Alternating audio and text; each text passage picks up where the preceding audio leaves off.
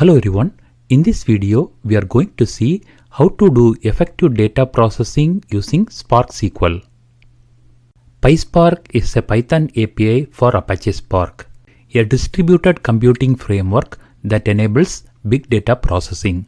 One of the powerful features of PySpark is the ability to perform SQL queries on large dataset.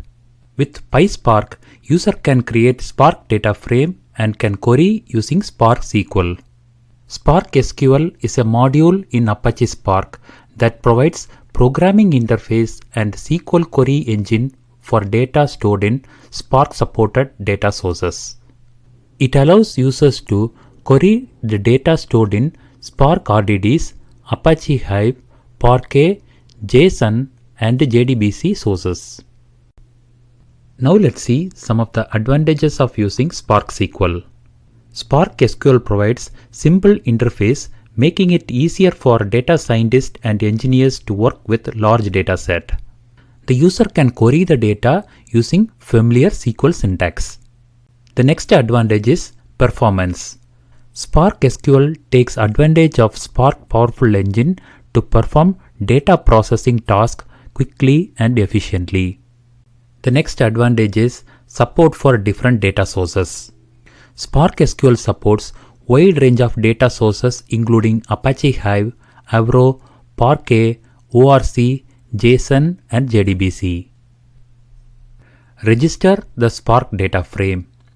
Spark data frame needs to be registered before they can be queried with SparkSQL.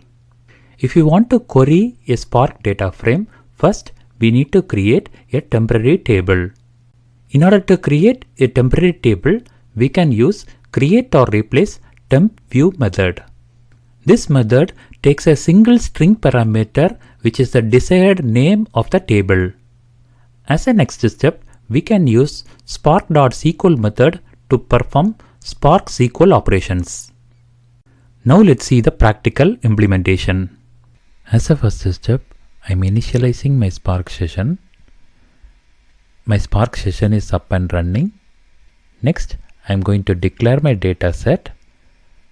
My data set has 3 columns: country, medal, and the number of medals won. I have declared my column names. Next, I'm creating a data frame using this data set. I'm printing the corresponding schema and displaying the data set using the show method. Let me run this. Here is the schema of my data set, and here is the output of the data frame. My data frame is displayed in relational format with the 3 columns: country, medal, and the count. As a next step, I am registering my data frame using create or replace temp view method. I am declaring my table name as Olympics.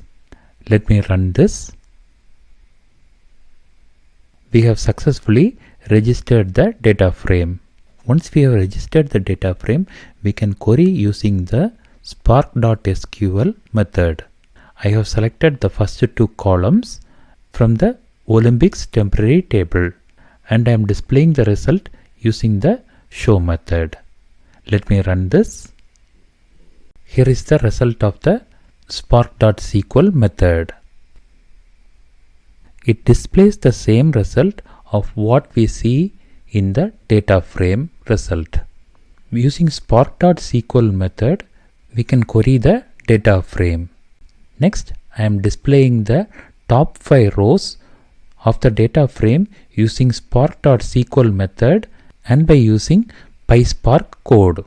If I run this code, I got the same result by using the spark.sql command and the PySpark code.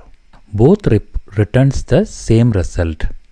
Next, I am doing a group by based on the country, and I am displaying the sum of count, and I am aliasing this column. This is the PySpark code, and similarly I am doing the same operation using spark.sql method. I am displaying the country and taking the sum of counts and grouping based on the country. At the end, using the show method, I am displaying the result. Let me run this. Both the query result returns the same result. This proves that using spark.sql method, we can query the data frame and perform the same operation that we use in the PySpark using SQL engine. I hope this use case was clear, and I am sure that you learned something new today.